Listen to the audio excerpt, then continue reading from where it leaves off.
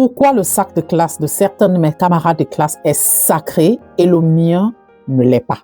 Aujourd'hui, j'ai reçu le cri de cœur de Boukhari, 16 ans, élève en classe de seconde D. Écoutons-le. Tanti Balkis, je ne comprends pas ce qui s'est passé aujourd'hui. Le surveillant général est entré avec les grands de terminale pour fouiller nos sacs.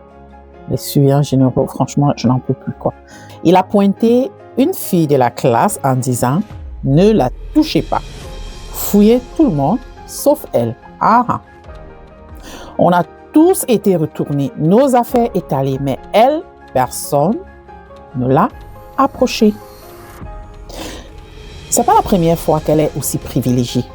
Elle a le droit de venir à l'école plus tard si on a eu une permanence avant. Elle a le droit de partir plus tôt si on a une permanence vers la fin de la journée. Elle a aussi le droit de faire beaucoup d'autres choses dont nous n'avons pas le droit. Et après cette fouille, je suis allée lui poser la question de savoir comment est-ce qu'elle fait pour avoir le droit à toutes ces choses. Ok, très courageux le papa Boukhari. Elle m'a dit, écoutez bien, c'est intéressant. Qu'est-ce qu'elle dit? Elle m'a dit que le surveillant général sait que si on fouille son sac, ses parents viendraient demander les comptes. Et comme il n'a aucune envie de se taper les sermons de sa mère tous les jours, il la laisse tranquille.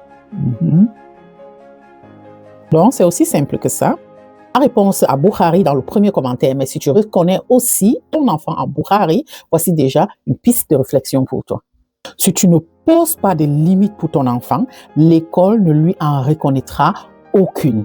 Cette école n'est pas forcément méchante, elle est opportuniste et je t'explique pourquoi. Elle respecte les élèves dont les parents ont posé des limites claires. Psychologiquement, cela crée bien évidemment un climat scolaire à deux vitesses. Comme tu as certainement dit à l'école, faites ce que vous voulez de lui. Ton enfant paye là, malheureusement, le prix fort du raccourci éducatif. Certes, c'est pas normal, mais ça arrive très souvent quand les institutions sont dépassées. Donc, généralement, quand les institutions sont dépassées, ils vont prendre des raccourcis éducatifs, c'est-à-dire des méthodes dont ils n'ont pas le droit d'utiliser. Et quand ils prennent ces raccourcis, il y en a qui vont en souffrir. Et dans le cas d'espèce, c'est Boukhari. Ou bien ton enfant, si tu n'as pas posé des limites très claires à l'institution à laquelle tu confies ton enfant.